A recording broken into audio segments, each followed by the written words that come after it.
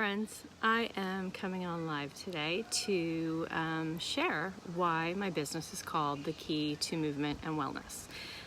Speaking with Chris Harley Jessup and Jennifer Rivera and Christine Eller the other day, we talked about kind of next level marketing and branding, and we were talking about my beautiful logo that Sadie Simper created for me, and kind of how I arrived at it. How did I get to that point in my branding, or why did I want it to look like that? And it actually was a labor of love for me over the last couple of years, as I was trying to decide how I wanted to move forward with a business and what kind of business that was going to be, and what did I want to call it, and what did I want to offer people, and what did I want it to represent, and who am I, right, as my brand.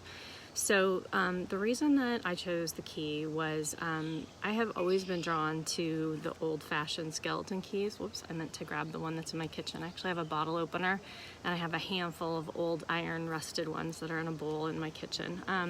But I've always loved them, and I never really considered why I loved them or why I was drawn to them until it was time for me to start visualizing a logo for my business, or an image that I wanted to represent kind of who I was and what I stood for, and also the name of my business. I did not want my business to be a physical therapy clinic. I want to go beyond that zone of excellence and excellence, and into my zone of genius. And I think what I have always loved about any job that I've ever had, whether it was working in the food service industry as I paid my way through college, or as a physical therapist, or as an athletic trainer, or as a dancer, or as a professor, it's always been about the human connection, about the emotional, social relationships between people. So even when I'm working with physical therapy patients, to me it's always about who is that person, what are their goals, what are their fears and the barriers that are holding them back. How do I help them identify those fears and remove those barriers? How do I get them to see the possibilities that exist for them? And there's a manual therapy technique I've used my whole career that talks about believing that every patient that you work with has this existing untapped potential, and that it's your job as a therapist to find that within them and use whatever that little spark is within them to give them an experience that helps them tap into that potential and really come into their own. So I have always said to my students that our job is to unlock a patient's true potential, and that's kind of like my catchphrase. Hi Heather, nice to see you. So when I looked into what was my logo going to be, I love butterflies. I have a butterfly piece of art that a patient gave me to represent the transformation that I had on his life. I'm actually wearing my key necklace today, which is why I decided to do this live instead of sitting inside and typing all of this up. But I'm going to transcribe this afterwards, right? Dual purposing, to get these words onto paper so then they can be my welcome series email that says, who am I, what do I do, and all that stuff. But anyway, so I looked at keys. I love mandalas. I love coloring mandalas. I love the symmetry and the alignment of them. As a therapist and internal mental health and external physical health, I've always been a big fan of that symmetry and that balance and that alignment. So alignment has always been a big word. Optimal is always a big word for me, because I think a lot of times we say, oh, I just want to be normal, or let's just get back to normal. And you know what? Normal's not so good. Normal posture's like slumpy and crappy, and I don't want to be that. I want to have optimal posture. I want to have optimal alignment. I want to have optimal potential. So that's kind of a word that was always a catchphrase for me too. But I brainstormed for, 6 months until I came up with the name of my business. And I did not want it to be named after me, because I don't want it to be about me. I want it to be about the people that I serve. So ended up with The Key to Movement and Wellness. And quite a few of my friends loved it. One of my friends noticed that KMW is my initials, Christina Marie Wellsome, which is kind of funny. My 3 boys, who I adore and wanted their validation so much, were like, no, we hate it, we think it's stupid, but they couldn't offer any suggestions. So I was kind of in a phase of my life where I was learning that I had to trust my judgment and my gut, and I loved it. The name lit me up. I would have rather just had the key, but that wasn't available, so I went with what I did. Hi Oswald, hope you're having a good day. So anyway, when I decided on the key and I started looking into the symbolism of key, every meaning that I came across seemed very relevant to me, and it just reaffirmed to me why my name is important. So keys represent knowledge and success. Curiosity and a love of learning has always been integral to my personality. When I took Kathy's test, I am an investigator, like through and through. I love learning new things about people, learning new things about myself, just learning, exploring, having new experiences. That's what life is about to me. Keys can open doors that are closed, and I think that those are doors within yourself, or also doors within your environment. Hi Gail, hope you're having a good day. Being in possession of a key can give you access or the answers you seek. And I laughed during one of Kathy's sessions when she talked about get the answer key from your clients with their feedback. I'm like, yes, the key, it's always about the key. Key is also a symbol of freedom and liberation, which for me was very appropriate to the stage that I was in my life.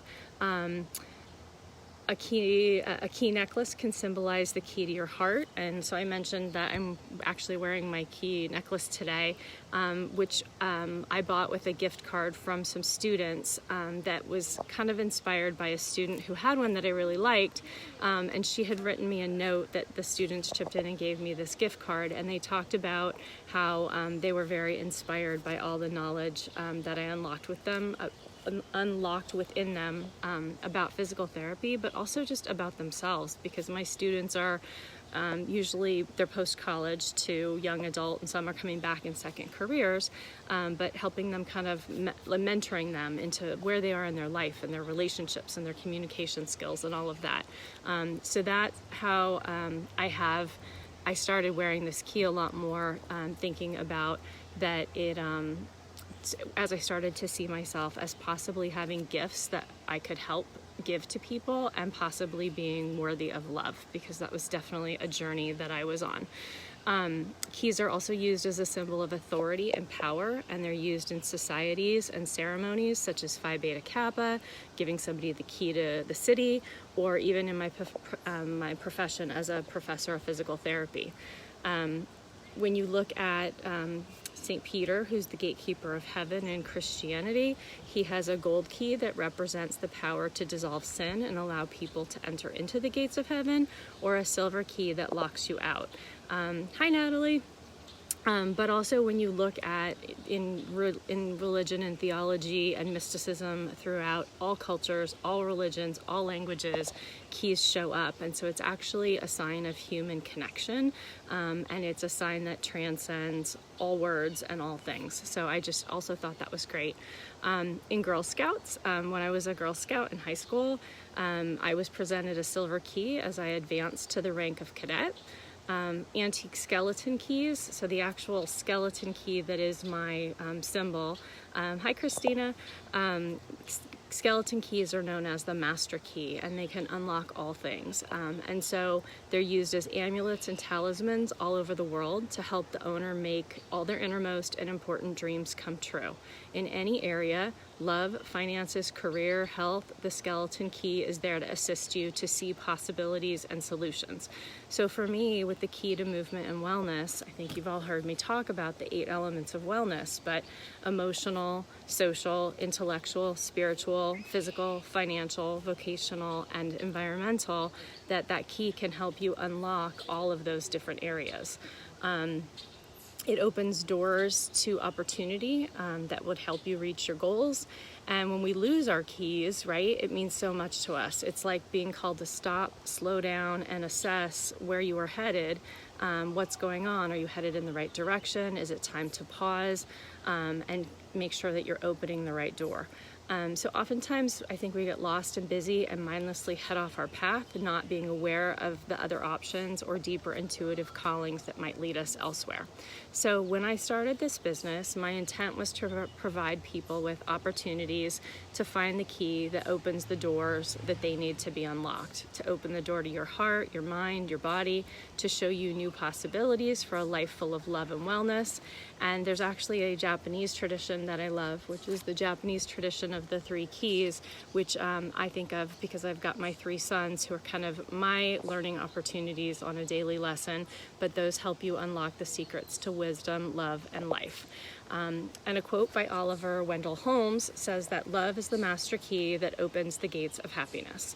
So that being said, where does that take me? So in 2017, I named my business, and my catchphrase, if you look back onto Instagram, I originally was T Wells 2017 before I came up with my name, but my tagline was unlock your true potential, and I still stand by that's really what my mission is for people, whether it's private one-on-one coaching, whether it's doing physical therapy, whether it's in the loved support group that I'm offering, or whether it's in the business mastermind that I'm also offering. That's kind of the common element, is that I'm here for you in a variety of modalities, really, depending on where you are and what you need from me, to help you unlock your true potential and help you realize that you can live the life that you love, live a life that you love. And I think, for me, the 5 core defining feelings that I want to have in my own personal life are that I want to be healthy, so mentally and physically healthy, and I want that for you as well. I want to be joyful in my life, so I want to sit here in the sun and feel the sun on my skin and hear the birds chirping and know that my children are happy and safe in my house. I want to feel that joy and share that joy with people around me. I want to, what's my 3rd one? So it's joy, health, affluence is one of them. So, being grateful for the abundance in my life, my good friends, my support systems, my family, the wealth that I have that allows me to pay my bills, just being truly feeling abundant in my life. And I'm forgetting the 4th one. Oh goodness, this is awful. All right, well, all of this will be in a pictorial format in my About Me email that I'll be composing later. But the last one was loved. And actually, when I first defined that feeling, it was that I wanted to be loved. And I was advised that I should not use the word loved because being loved requires somebody outside of you to give you that validation and that love. And I was advised to change it to love or loving. And I did. I changed it to love and on my original list. And I actually thought about it for a long time, and I thought, okay, well, I do think I am love. And actually somebody recently wrote that I was love personified, and that was such a nice compliment to be given, and it made me tear up. And I do think I am loving. I strive to be loving in every interaction that I have, even with my ex, which is a challenge. But along the way, I realized that what I do want to be is loved. And I recognize that I am loved by my children, by my students, by my patients, by my friends, by my family, even by my ex. But so I changed that word love to loved, which is why the support group that I created is called the Loved Support Group. So it's capital LOVE, and in parentheses it's D because I added that in later. But I realized when I added that to my list that the most important relationship you can have is the one you have with yourself. So I don't need to be loved by a man. I am quite capable of being loved by myself. And I'm very happy to say that I went from a place of no self-worth to finding self-care and self-compassion and self-awareness and self-acceptance, and to finally getting to that place where I feel loved, which is great.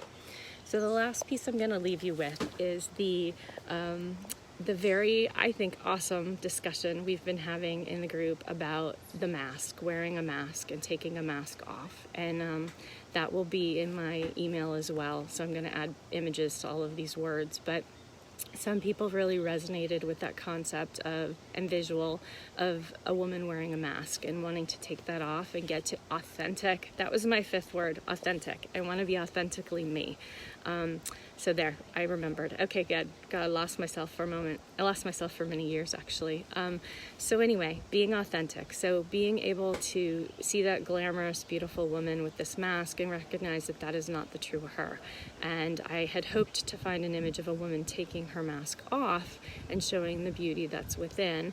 But I had hoped that that would be inferred. But everybody sees it differently, and I think that's awesome. And I so value and appreciate all of the kind-hearted and loving feedback that I was given about how that was received by different people, because Christine Eller and I were talking about how, you know, with your branding, you want your words and your images to land on your ideal customers the right way, right? You don't want to use a picture that turns people off or makes or doesn't convey the message that you want.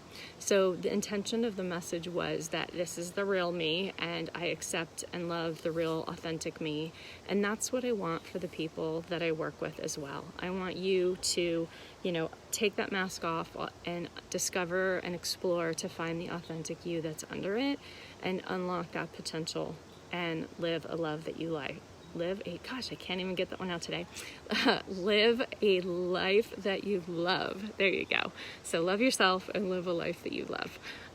So just wanted to share that with you. I hope you're all having a beautiful day. I am sitting out in the sun working on my About Me email and clarifying my message for my audience. And I hope that this helped. And thank you to all of you who've given me such wonderful feedback and advice over the past week. I really appreciate it, because it's helped me clarify what I want to say, who I want to say it to, and how I want to say it. So hopefully this landed the right way. And if not, tell me that it didn't, because I am absolutely open to feedback. That is the only way that I can learn, right? That's the answer key. I need the feedback.